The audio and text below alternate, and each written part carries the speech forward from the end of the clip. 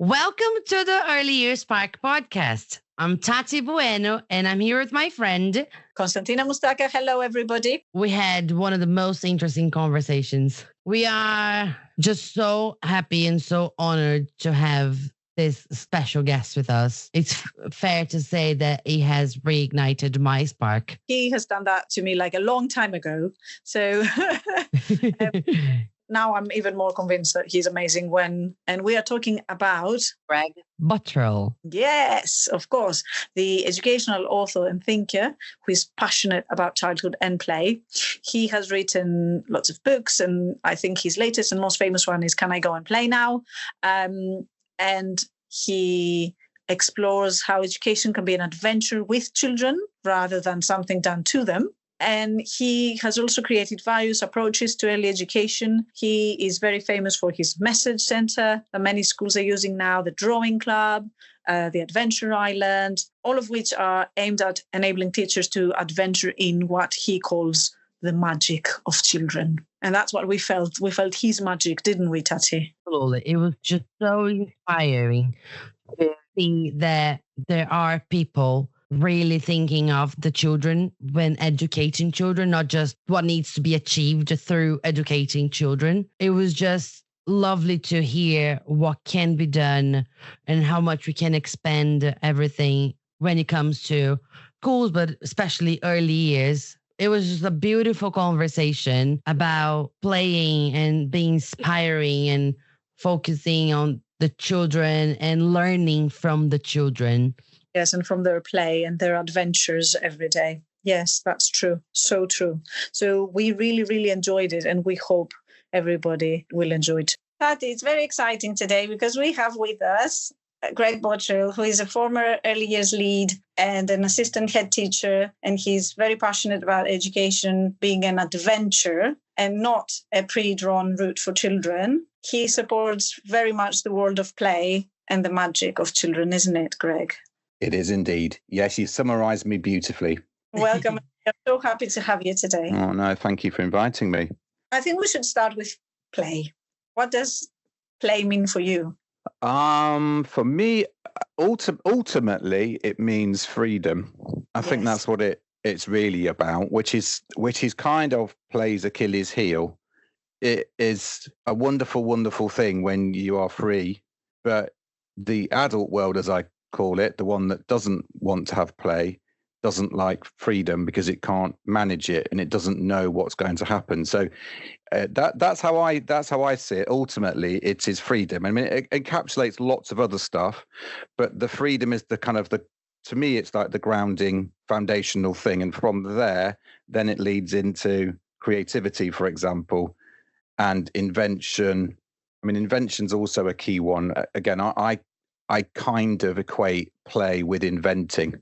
So when children play, really what they're doing is they are inventing games, inventing creations, ultimately inventing themselves. So I kind of also lead that into play really is the soul. Is that a bit hippie? I don't know, but that's what I talk a lot about. It is play is who you are. And how I'm just trying to articulate, because the way I grew up was a lot free and there was a lot of play, even though the nursery that I went to, I started like writing and all those exercises for focus on writing when I was 3 or 4. But then was in Brazil, we don't really start expecting that from children until they're 6. Yeah. At home, I was like very free to play and create and do everything. But then when I started my childcare studies, play was something that we programmed and then we control. And that never really sat well with me. And then once I met Konstantina, that was even worse. And then I got in a lot of trouble because I was letting my children be a lot freer than they were expected to be. So how can we then understand the freedom of play into contained and almost confined setting that we try to put the barriers there? Yeah, so this might sound controversial, but we could argue that children, if they're at school or at a preschool, technically we could argue they're not actually playing.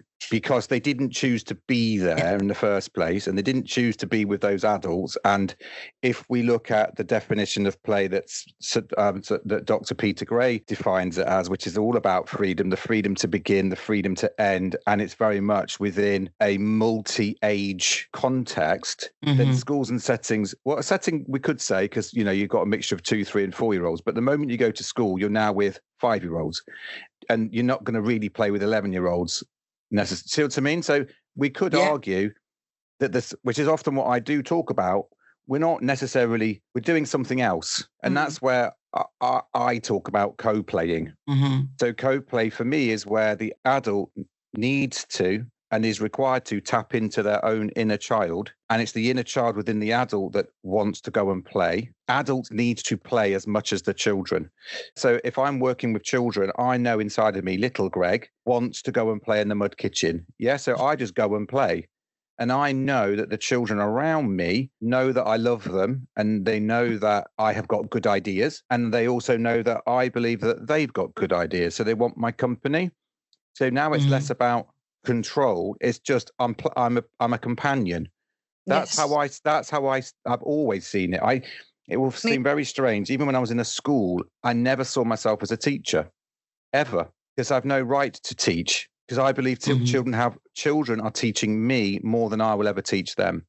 And again, that might sound controversial. I don't know, but I never saw myself as a teacher. Got ideas and joy and magic and enchantment that I can show children. But I also believe that every day they're showing me something in return. It's transference. And that's why I bring it back to the soul. A soul does not try and control. Love doesn't try and control. If you're in a relationship and someone was trying to control you, you'd probably not stay very long. Exactly. So that's why play is the ultimate act of love, I believe, because it is saying, right, let's have freedom. We may be in the context of a school or a setting, but what freedom can we find? And all the time, that's why you just look for, do I need to lead this or do I need to liberate? Exactly. So that's kind of, see what I mean? So I try and come away. I know there is control to a point, but I'm trying to find as much autonomy within that as I can. Why do you think that is not clear to everybody? Because for me, that should be clear to everybody. Well, yeah. So again, a lot of my current thinking, a lot of the direction of travel that I'm going down is inner child work. So we often talk about an education system, but I just see that as a wall that people hide behind. We blame a system. It's the system, but that is just a wall. What we need to look at is the individuals that work within education. Yes. And we need to say to ourselves, okay, what is it about you that threatens you so much with play? Why are you frightened of children's power? Because ultimately that's what it is. Why are you frightened of children's power? And the adult then needs to go and do that inner work on themselves to think about and create the conditions where they no longer see play as being something that's difficult for them. Because it's all about vulnerability. Both of you are the play people. When you are with children, I know that you let them play, let them in inverted commas. Yeah, you offer them play. But the moment you do that, you have become vulnerable. Yes. Because you don't know what they're going to do. Yes. But adults who internally their inner child is frightened or is dominated by authority, they can't do that because if I let go, I don't know what's going to happen. So it's mostly like the power, like they will look at that power that they have because they are supposed to be somehow and be something. Yes, so they're frightened. Position and it's a fear. It's a fear to let go. So my thing is you can understand as much as you like about play, and you can go and do a teacher training qualification and and you can go through all these senior leadership qualifications. But if you're not able to be in deep contact with your inner child, then really all you're doing is you're passing trauma on to the children that are following you. And I greatly do. I do absolutely believe that. And until people are willing to look inside themselves, it's kind of, I'm very influenced by Carl Jung, Viktor Frankl, stuff around the shadow self and what parts of you are you afraid of to give children play? And why is it that you want power? Why do you need control? Because it's not about the children, it's about you. Yeah, definitely. But of course, that's very difficult to talk about, because inner child work is incredibly traumatic if you're going to do it. And it's also incredibly triggering, but we'll never get anywhere until people do it. So again, like even in teacher training, I personally believe every single teacher needs to do a year's worth of inner child therapy work. Yes, I agree. I agree 100%. Yeah. And then, because ultimately, I talk about play as being a kingdom. There is a kingdom of play, and you're a visitor. You're a guest in it. The children have built it. You're a guest. So what damage or magic are you bringing into that world? Because the children haven't asked for. The children didn't ask for your trauma. They didn't ask for your power. They didn't ask for your fear of letting go. So it's that until you've done that inner work, then you forever remain a threat to childhood's magic. I just, that's how strongly I say it. But, many people are not ready for that, because they'll go, yeah, but we've got a curriculum. Yeah, we've got this. But that's just an excuse. The wall. I agree. It is just. It makes so much sense, because that's how I got in trouble with a lot of things, because I started then doing my inner work, because then I started realizing, well, then what happened here? And then I went to therapy. Yes, of course. And then trying to understand my childhood and the way that I was raised, and then what was I bringing into to my children in the setting, yes. And then going head to head with the people in the setting, because they're not doing the work, and they're just blocking all the play and all the development that the children can do themselves. And I'm like, no, but we're working against here. Like this is doesn't work. That just that understanding then that what you said, that the curriculum and what we have to do, it all becomes an excuse, and we're not really helping the children with all that. Yes. Yeah, absolutely. And part of it is, again, I'm as you probably know, I'm hugely into to language and rebranding stuff, and the language that we use to speak about ourselves. Words are either prisons or they're portals. That's how I've always seen words. And when we say about getting in trouble, my thing would be, yeah, but really it's because you went to the next level, and you have to leave those people behind. They can't follow you. Yeah. Because you've done some work within you that's seen X, whatever that might be, about yourself or about the world. And I've now leveled up, and you can't follow me. So I now need to go through a different door to you. It's not that I'm in trouble, or they may respond to that, may be triggered by something, but you're not accountable for that. Without knowing the concept. I'm just talking generically here. Yeah. But it's a bit. Yeah, like, but that makes a lot of sense. And it's kind of, I have discovered something, and you can't undiscover the magic of children. You can't. Yeah. Once you've seen it, that's it. It's like a magnet, and you can't abandon that. And it makes so much sense to me, because what you said now is the reason I left Greece. It's because I wasn't, as you said, I was somewhere else, and I couldn't keep doing what I was doing before. I needed to open another door and find another world. Absolutely. Because I understood that there is another world there. Yes. It's because play itself is again, this sounds a bit hippie, but to me, it's a spiritual act. That's what play is. It's something deep within us, almost beyond words. It's again, I don't say that. I don't really see play as a verb. I just see it as who you are, and you can't take it out of us. You can mask it, and you can try and hide it, and you can deny it, and you can try and diminish it, but you never will do, because it's programmed. If you watch videos of animals, they play. Young fox cubs. Some breeds of animals come and play together. Yes. Just on, recently there was a video of a dolphin in an aquarium, and there's a dog and a visitor, and the dolphin and the dog are chasing after each other. Yeah. So yes. Yeah. That's play. Yes. And you can't take it out of children, which I sometimes find very frustrating when people spend so much time researching play and arguing why it's so important. But we know that. Again, I don't really think we need to research play. Again, this might be controversial for some people, but I just don't think we need to. It exists.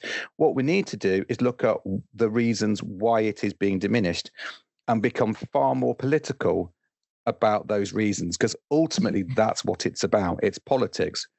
And I believe I do believe, and some people disagree with me, but I believe play is a political act because it's autonomy and it's an expression of this is me, the individual, the unique me, and I am a citizen, not someone who's now just going to be standardized. I am me, and that's what play, kind of is, I guess. But it's hard because it does rely on people waking up to themselves, and that's very difficult. Definitely. Yeah. It breaks my heart even because I had some of the parents starting the school readiness with the preschool, and one of the parents was visiting school, and then the feedback was that they didn't really like the school because the children were playing too much. All they did was playing. They're not learning anything. It's like, it's not true. That's not what happens. Yeah. Playing, they're 4. They need to play. Yeah. I get that. Because it's becoming like so popular and it's everywhere, and but that's because again it's the political will to make that happen, and it's also it can be culturally as well. Some people expect to see their children learning at the age of 3 mathematics and how to write their name. That's a cultural thing. And again, it's just about trying to show that, again, I believe play is a universal language. And it's also trying to demonstrate that actually there's something bigger than education. And it's who you are. And there's a ton of time. There's a ton of time to learn to write your name. And there's a whole life ahead of you. And it doesn't mean that we can't. Again, I'm massively into showing, not teaching. Yeah, I can show children, but I can show a 4-year-old how to write their name if I really want to, but I will choose whether to do that or not based on that particular child. Because there are some children, aren't there, that do want to do that. They're interested in it. That's their language, if you like. Fine, I would show them, but I wouldn't show everybody. Yeah, or they developmentally can, because of course. Yeah. I've met many children who, at the age of 4 are absolutely obsessed with mathematics, and I'm going to explore that with them because it's a little bit like it goes back to Sir Ken Robinson, who talked about the spark inside every child. Yes. And it's like that. To me, that's our role. Find the spark and ignite it even more so that children get that real sense of who they are. Because, ultimately children are a gift, aren't they? And they bring gifts too. Yeah, true. Definitely. How can we then keep fostering that when they go into the school system then? Because I feel like with the nurseries and preschools, we have a bit more freedom to do those things. I'm not an expert on the school system here, but then I'm imagining how is that? How can we further that into the school system once they're like year 1 and forward? Brilliantly, there are many teachers who are the play people who are striving to do just that. And, they stand firm when it comes to their understanding of childhood. And there are also, there are people working in Key Stage 1 who are very similar. And I do know of teachers in Key Stage 2 who are incredibly creative and, bring learning to life and do the very best that they can with, let's face it, it is a pretty drab curriculum. But it just goes back to trying to bring this idea of having faith in children. And it's a big ask. Schools are very, under a lot of pressure. But giving children play shouldn't be seen as something that's brave. You know, it's very brave. No, it's not. It's not brave at all. It's just right. You know? Yeah. And I do think that along the way, sometimes we don't help ourselves because there's lots of myths that are in education that people still follow. So just as an example, nowhere in the year 1 curriculum, in the national curriculum, does it say that children need to write text types. They don't need to be sat there writing instructions and They don't. It doesn't say it anyway. It says that in year 2. In year 1, it just says write sentences. That's it. So some schools don't help themselves because they're then making children write text types in year 1 when they don't need to be. That's just one small example, but it's a massive thing because children are not on this planet to write for teachers. Yeah, and again, it's this idea of transference, which a lot of my work is about, is show the children the massive joy of something, be the Pied Piper, and 9 times out of 10, they'll want to follow you in their own way. Yeah. Yeah, and it's kind of that transference of joy, which again is like, I, as you probably imagine, I'm not into the school readiness agenda. My thing is show what joy do children have in getting dressed for themselves. Foster that. It's not readiness, it's just joy. And what joy do they have around mathematics? What joy do they have around books? So do you see what I mean? So it's a completely different way of seeing children. Yes. And I would argue is one that, should follow children all the way through school. The joy of maths, rather than just maths. Yes, because I think that's why when we are in the school environment, we tend to not want it to be there, not wanting to. We hear maths and we're like, oh, or yeah. All of us, but some of us, because of the way it was done in our childhood. Like, I think that's exactly how you say. Like, well, there is a theory, isn't there? The more you teach maths to children, the less mathematical they become. Yeah. I've read. Yeah. So, and again, because we do have an innate mathematical mind. Yes. But when you reach something that's being standardized, then everything goes out the window, which again is why, and again, it's not about, I'm not school bashing at all. No, it's just a reality. I'm very interested nowadays in what they call the school wound. And there's an amazing woman, I can't remember her name, Kirsten someone, names went out my head. But she did a whole load of research of just literally asking adults about what school did to them. And she identified 7 wounds that adults have, like really strong wounds that they had. One of them being the creative wound, where children are told you can't do that, you've got to do this, and you've only got to be told 2 or 3 times, and then you now suddenly feel like you're not creative anymore, and you have to do this for the teacher. And so a lot of my work again is trying to show we have to make sure that we don't give children the school wound, because it's a deep psychological thing that will damage them for the rest of their lives, Yeah. So one of them is the wound of perfectionism, where some children get very upset if they don't score 40 out of 40 on a spellings test, because along the way they've been told that is what makes you who you are. Yes. But it's not. That's just a standardized test. Doesn't make me, but they carry that, and they will carry that on, and they'll carry it into their relationships, and it all starts here. So we have a much bigger accountability, and a lot of stuff I talk about. We're not, yes, we are accountable to the government in inverted commas, but we have a bigger accountability to childhood. Of course. Yeah. Definitely. We forget a lot that we are forming characters and personalities, and who they are going to be as adults is a reflection of who they are as children. And I said that to many of the parents and a lot of the teams that I worked with.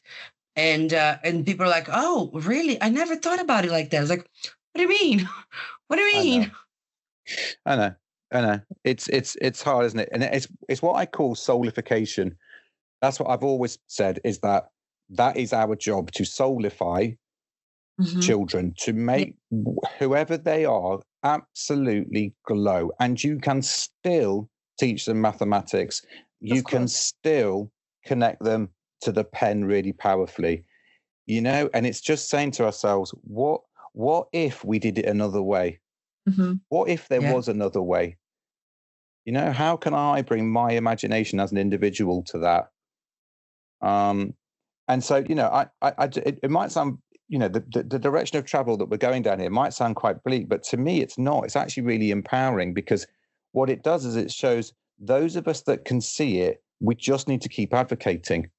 Yes. And keep dreaming. Yes. Because if we stop dreaming, it will never happen. Exactly. Yeah. And I mean, it can feel quite lonely, especially if you're in a school. It can feel quite lonely if you're the only person that gets it. Yes, it does. Yes, it does. Yeah. but you're part of a bigger dream. Yeah. And it's those special moments, little moments, that you can see that someone starts getting it, and then you're like, yeah. One more. Yeah. Yeah, exactly. I wanted to ask a little bit more, because I know you do a lot of work with schools, like primary schools, and I wanted to know about what of all the things that you do can be applied in early years. Like, is it the drawing club? Is it the message center? Is it all of these things that can be also used in early years? Early years meaning below reception. Okay, so before school. Okay, so so when I was teaching, other than when I was in Key Stage 2, I taught in a foundation unit. So I had the world of 3, 4, and 5-year-olds, and I also worked for some time on a voluntary basis in a nursery, which was from 0 to 4. So most of the stuff that I developed was for the children in that foundation unit. So from 3 to 5. So all of my stuff that I created, I did with all of the children, apart from drawing club, which I did just with my reception children. However, I did adapt it, elements of it, and did it with younger children. There are nurseries that do drawing club. I've never tried to stop people from doing it, because if they can feel the joy of doing it and can adapt it successfully, lovely. But the biggest one I still believe has the most magic to it is my Adventure Island approach, which is where you raise an imagined world out of the ground for children. And it's populated by certain characters, and there's locations and stuff, and you essentially create like a living storybook for the children. To me, that remains the pinnacle of my work, and it's what I saw the biggest kind of impact in terms of imagination for the children. And it's closely followed by drawing club, which is now in many schools, and is having a huge on the whole, having a huge impact on outcomes for children, which I'm really proud of. And I knew it would do when I made it, because for my own children that I did it with, it was transformative.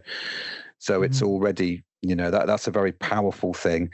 But again, part of it with all of my work is it's not the thing, it's the joy of the teacher.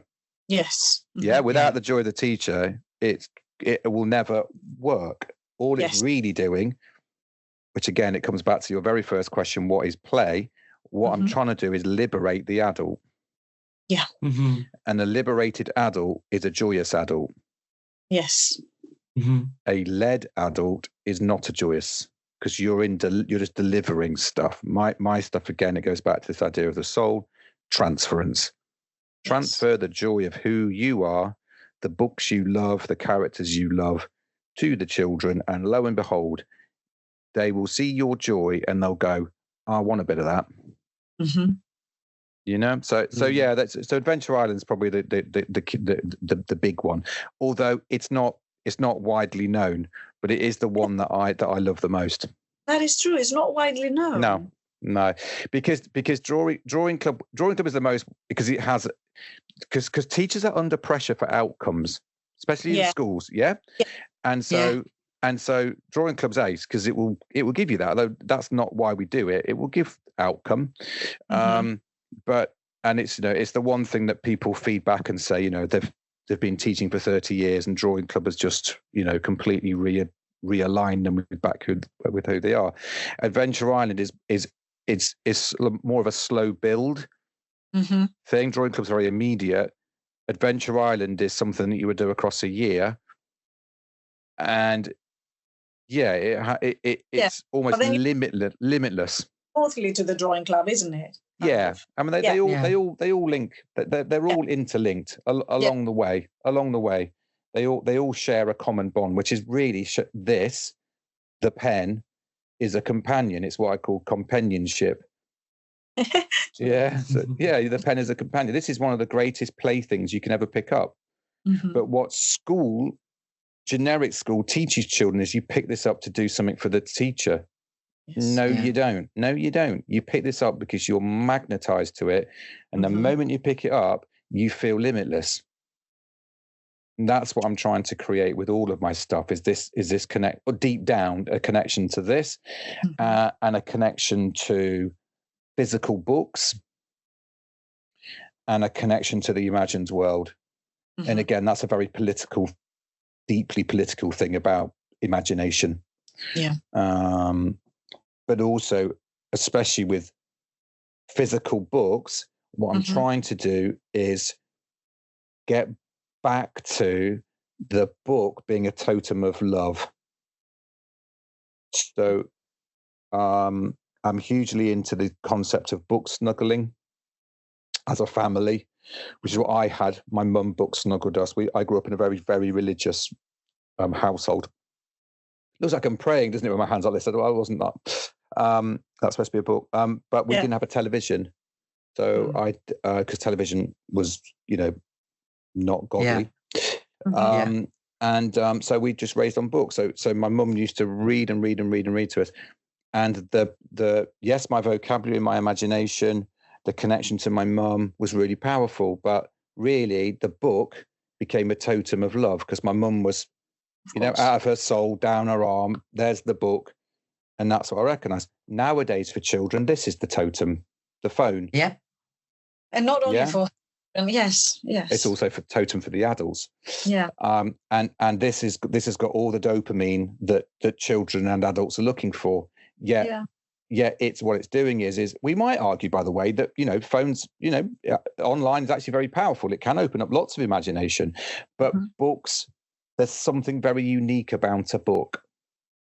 Something very unique that a phone just isn't. Yeah. And that's what a lot of my work also tries to do, is try and reconnect families back to the physical book, because there is definitely something about that moment where you come at bedtime and you share your love for your child through the medium of a book. Yes. Exactly. And similarly, when you're a teacher or you work in a preschool, I'd like to think, again, this is why I try and disconnect books from literacy, which is just a subject.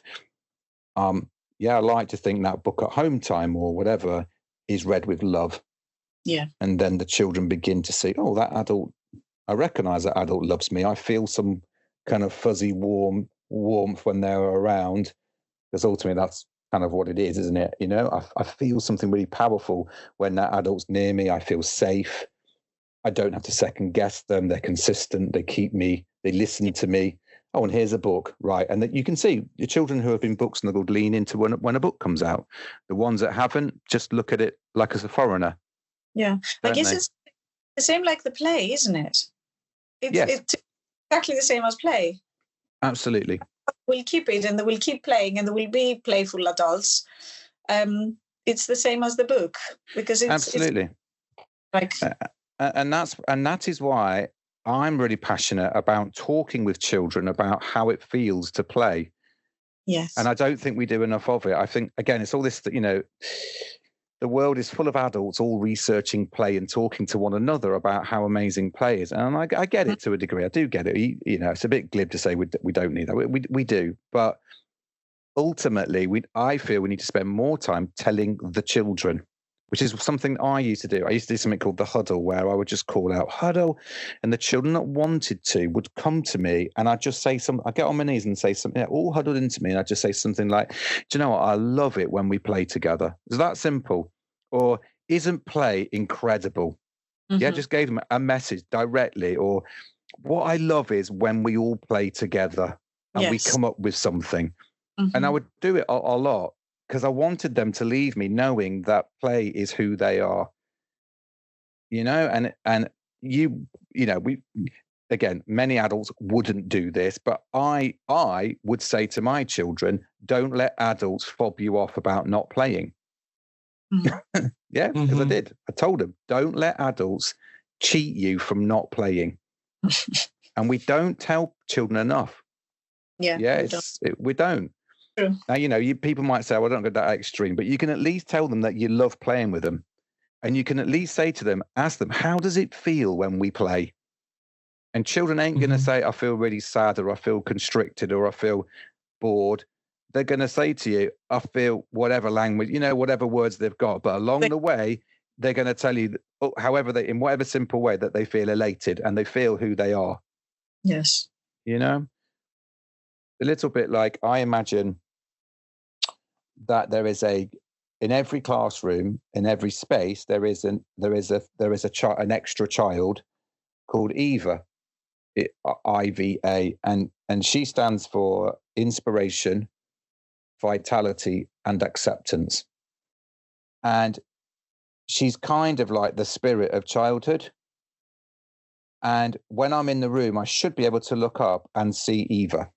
She should be there in the room with me. And if she's not, then I'm doing something different to what childhood wants. So again, if I'm very blessed, I go into settings and I go into schools. That's the first child I look for. Where's Eva? Where is she? Is she, are children being inspired? Are they inspiring one another? Is there what kind of energies in the room? And do the children feel like this is a home for them? Are they accepted? And if they are, then good things can happen. Exactly. Yeah, but at some point, Eva gets banished. And she shouldn't be. So again, a lot of my work is trying to keep Eva, this imaginary child, in school. She probably hates me. She's probably thinking, Greg, can you just let me go now? But but that's in very simplistic terms. That's who I look for. I like to imagine that she's there, and when I'm playing with the children alongside me is this child, Eva. I'm playing with her because really she's my inner child. She represents the inner child. Exactly. That's fantastic. I love it. It's a bit hippie, I know, but still. Yeah, I love it. Greg, do you have any advice on how we can then sell this idea and explain this to the parents? Because the parents, I feel like they don't understand that the freedom of play and how play is important. And then we talked a little bit about the work that we do in the setting with other practitioners, with other teachers, but how can we transfer that knowledge to the parents? It's a really good question.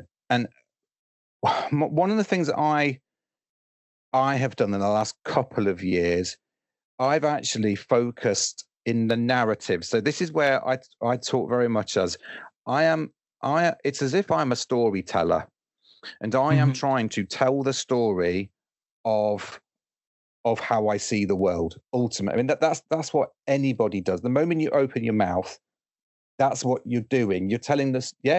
In any situation, you're a storyteller. You're telling the story of who you are or how you see the world. And in my narratives nowadays, I talk less about play, and I talk more about childhood. Because play can be diminished and misunderstood. And if I say to an adult, say to a parent or family, do you want your child to play? They can say no to that. Because they don't understand it. And the one thing that we all know about childhood, it's like a running tap. You can't put the water back up, and time is, and you only have that childhood once. Yes. But it stays with you for the rest of your life. It's like an eternal child inside of all of us. So I tend to use the word childhood more and invite the adults around me to say, should we give the children a childhood rather than should we give them play? So once I've got that, because I've yet to meet an adult that says, no, we shouldn't. Yeah. Then we can say, okay, so what does childhood want? So this is an exercise I used to do with my teams a lot. What does childhood want? So we kind of draw a circle and we write in it everything that childhood wants. So I don't know, these are just some of the things I would write in it. Risk, adventure, play, of course, security. And I'll just write a list. And that is what I would share with the grown-ups around me, whether it's my team or my family. And I've done this with families, this actual exercise with families. And it might sound a little extreme, but what I do is I say, okay, well, we're going to make a commitment to this then, and we all sign underneath it as a team. We're going to sign up, we're going to make a contract with childhood. So I use it to pull the adults in. So as best as I can, pull the parents in as well. Do we want to give them an abundantly rich childhood? Yes, we do. Okay, so we are going to give them risk. Is off the top of my head. We have got a tree out in the garden and we are going to climb it. Yeah, because we're going to give them, this is what childhood, we said, we made a contract is what they want. We are going to give them woodwork. We are going to give them baking where they maybe, this is off the top of my head, we are going to, use knives to cut stuff like that some families get really worried about. Nervous, nervous. But we made the commitment to childhood to take risk. We made the commitment to give them adventure. So we are going to play because that is what play is. It's one massive adventure. So I use those narratives, and in my experience, it's been far more powerful than trying to talk to parents about play, or even some people in my team. And I also try, without trying to trigger them, try to talk about their own childhood and what they remember. That can be, you have to be quite careful of that, because you don't know people's childhoods, and that it's again, it goes back to this whole inner child therapy work. If you start, I would love to go around the country just doing 2-hour stuff around inner child therapy work for everybody. But, that's very dangerous to do, because you can really bring stuff up for people that they then don't have the tools to deal with. So that would be very dangerous to do. But ultimately that's what I do. I talk about childhood because I find it a much more powerful narrative to use. Because you can't wait for people researching play to come back with their findings. I can't wait for senior leaders in the school to wake up and see what damage they're doing. I can't. I've got to give them these children a childhood now, and I've got to do it within the capacity and the systems that are around me. And this is why I talk very much about preschools, childminders, nannies. These people, like yourselves, you are the absolute top of the tree, because for me, that sector, the preschool sector, you're the ones that can give children something incredible and bring the adults on board to expect it when they leave you. Expect adventure, expect risk. And if you don't get it, question it, because life ain't getting an Ofsted grading. It's not. There's something bigger. And I know it's important. I know it is. I'm not trying to, but it's been made important. It's just a construct. Whereas risk is not a construct, and play is not a construct. It's a reality. So I'm very passionate about that. I love it, because we are as well. And it's in a way very reassuring hearing all that, because one of the reasons why I made the move that I did was because I was just stuck. I'm just here shouting to the void, and nobody understands what I'm saying. And I felt lonely, and I felt imprisoned in a way. And so it's really reassuring to hear that I actually know it's different. Something was awakening in me, and it is true, and it is real, and it is possible. Exactly. So thank you for that, Greg. No, but what you're talking about is you became yet even closer to your inner child, and your inner child was looking, dare I say it, was looking for Eva and couldn't find it. So it needed to level up and go, Eva's not here. I'm now incongruent to who I am. I need to go and find myself somewhere else. That is you were almost driven to do almost like your inner child made that choice for you. Yeah. And it's a positive thing, and it can be painted as a negative thing, but to me it's not. It's your inner child is the most important person inside of you, because it knows where joy exists. Yes. And it knows Eva, and it just went, do you know what? I can't see it here. I need to go. You need to take me somewhere else. Yes. Yeah. So true. That's true. Thank you for this time that you spent talking with us. Not at all. As always, very inspiring. I haven't heard you talking before. It was all that I read and I've seen about you, but not heard you talking. And now it's even more. You made it worse. That's you.